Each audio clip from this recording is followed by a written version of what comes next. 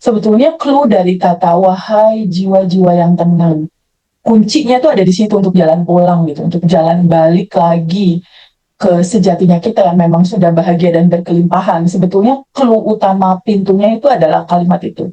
Wahai jiwa-jiwa yang tenang. Jadi semua akan bisa merecovery atas situasi yang kita rasakan itu tidak nyaman dalam kehidupan kita. Ketika kita ketemu ketenangan, kedamaian, rasa plong, itu kuncinya. Jadi di dalam tubuh manusia itu, ilmu pengetahuan mengatakan bahwa di dalam tubuh manusia itu ada pikiran sadar dan pikiran bawah sadar. Pikiran sadar itu adalah ruang di mana semua orang mencipta, karena di dalam pikiran sadar mereka, mereka bisa mengimajinasikan, mereka bisa memikirkan, mereka bisa menginginkan sesuatu gitu. Ada pikiran sadar.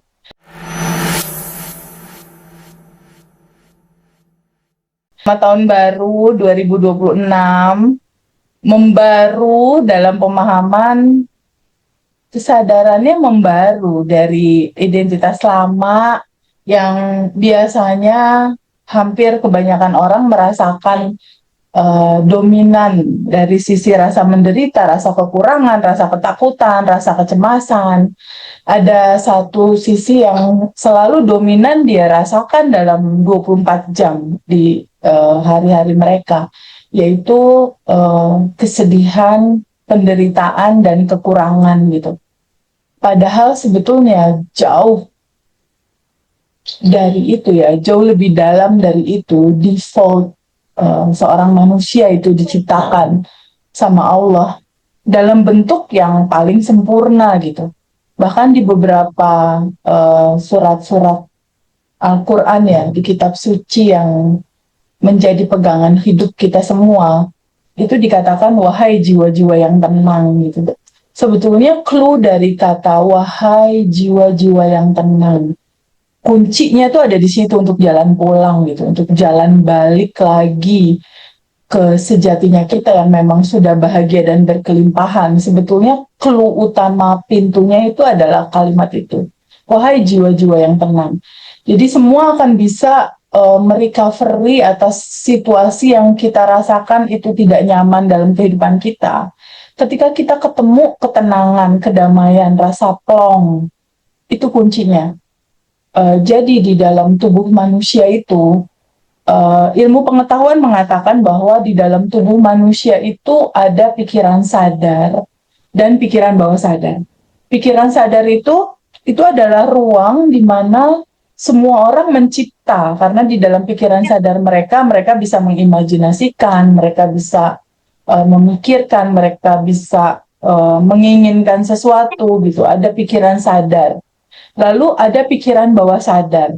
Nah, pikiran sadar itu dalam posisi kita kayak sekarang nih. Posisi kita kayak sekarang kan posisi yang siap siaga gitu. Maksudnya posisi yang pikiran sadar itu identik dengan menganalisa, pikiran sadar identik dengan mengcompare, identik dengan kalkulasi, identik dengan logika lah istilahnya. Itu pikiran sadar, itu diperlukan sebetulnya sama kehidupan kita, sangat diperlukan. Nah, ada satu lagi pikiran bawah sadar. Kalau pikiran sadar itu hanya di sekitar 10% dari kehidupan kita dia berkontribusi, 10-15%. Tapi yang punya kontribusi terbesar itu adalah pikiran bawah sadarnya manusia. Dia hampir 85%. Itulah gudang tersembunyinya itu ada di situ. Gudang penyimpanan data, gudang penyimpanan memori, termasuk gudang penyimpanan trauma-trauma, kepahitan, ketakutan, kecemasan, termasuk labeling-labeling. Semua program file-file itu ditaruh di bawah sadar. Dan dia ada di dalam frekuensi yang sangat rendah gitu, frekuensi dalam. Frekuensi bawah sadar kita itu frekuensi ketenangan, frekuensi plong, frekuensi kedamaian.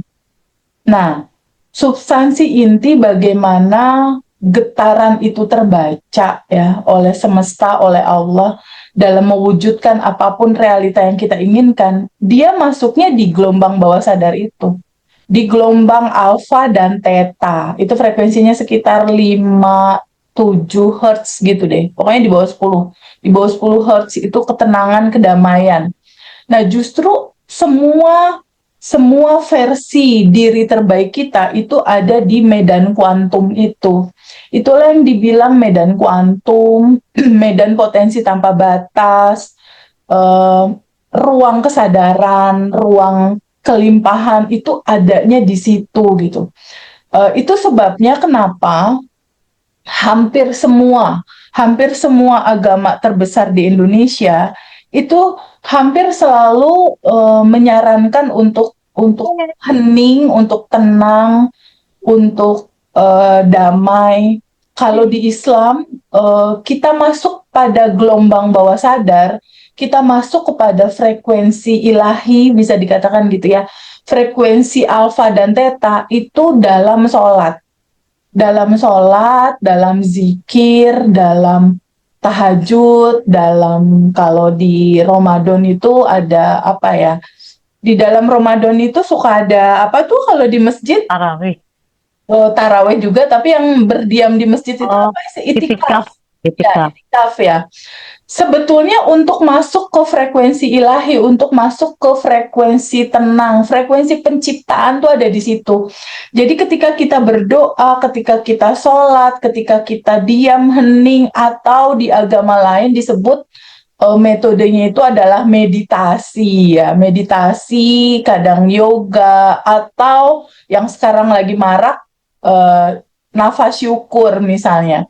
Di metode kita yang di daily rutinnya itu kita kenal 5 menit sebelum tidur dan 5 menit mau tidur itu adalah sadar nafas syukur.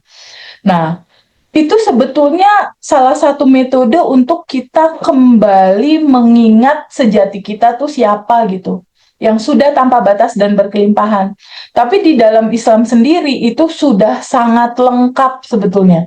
Di dalam satu hari kita 5 waktu itu ada jeda-jeda selama 5 kali ya. Di sholat subuh, zuhur, asar, maghrib, isya. Bahkan ada tambahan entah itu duha ataupun tahajud. Itu sebetulnya kayak satu momentum untuk kita jeda sebentar untuk menurunkan frekuensi kita menuju alfa dan theta untuk masuk ke dalam diri kita. Nah, sebetulnya substansi dari tahun baru itu bagaimana pada akhirnya kita pulang mengingat kembali kita siapa gitu. Yaitu clue yang tadi kita sampaikan di awal, wahai jiwa-jiwa yang tenang. Nah, ketika ada ketenangan, ketika ada kedamaian di dalam diri, itu biasanya si frekuensi itu akan mendekatkan kita kepada koneksi sejatinya kita, koneksi Tuhan, koneksi diri kita yang semua solusi ada di situ, semua goal yang kita mau ada di situ gitu. Karena secara substansi inti, semua permasalahan hidup teman-teman yang mungkin saat ini melihat video ini ya, ketika nanti ditayangkan di YouTube, teman-teman pelan-pelan cobalah untuk bisa menyadari bahwa solusi nggak ada di luar sebetulnya. Solusi nggak ada di luar tubuh kita.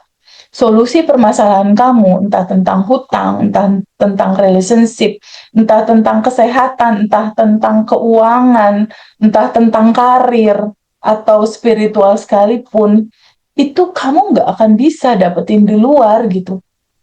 Mencoba untuk menyadari bahwa terbukalah pada sebuah kemungkinan. Semuanya udah ada di dalam. Semuanya udah ada di dalam. Permasalahan kamu dan solusinya. Termasuk semua goals, apapun yang kamu mau dalam kehidupan ini. Tentang uang, karir, cinta, ya hubungan, relationship dengan keluarga, kesehatan, keuangan, apapun itu nggak ada di luar, teman-teman. Semua itu di medan kuantum itu sudah ada dan tersedia gitu. Sebetulnya ini sebuah kabar baik sih menurut aku.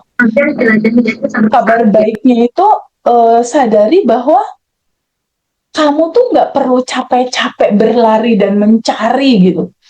Aku tersadarkan pada saat waktu kemarin ya di Bali, pas hari terakhir, kayaknya Fiona juga ketemu ya.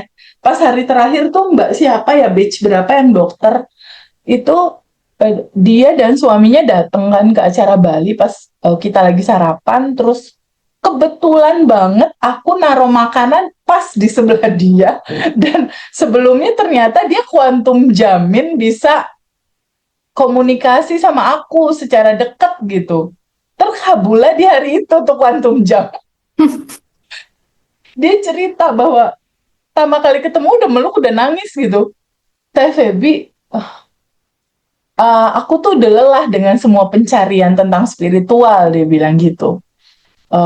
Dari mulai belajar ke beberapa tempat, melewati fase mandi kembang, mandi garam, mandi pandan, terus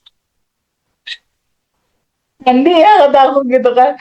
Terus meditasi nggak putus-putus selama 40 hari lebih. Kalau salah ulang lagi ke yang pertama. Sampai pada akhirnya waktu itu guru-guru tempat dia waktu itu menyarankan dia untuk sedekah sehari kurang lebih 1 juta kalau nggak salah. Dan itu harus di tempat itu gitu.